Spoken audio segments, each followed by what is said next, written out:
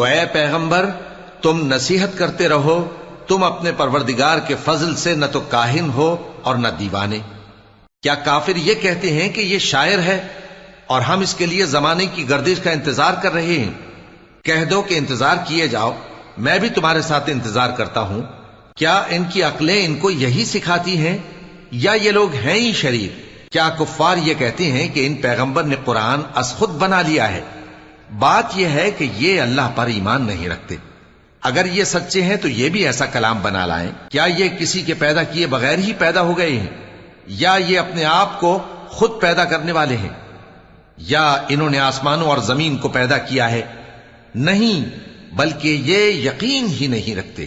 کیا ان کے پاس تمہارے پروردگار کے خزانے ہیں یا یہ کہیں کے داروغہ ہیں؟ یا ان کے پاس کوئی سیڑھی ہے جس پر چڑھ کر آسمان سے باتیں سناتے ہیں؟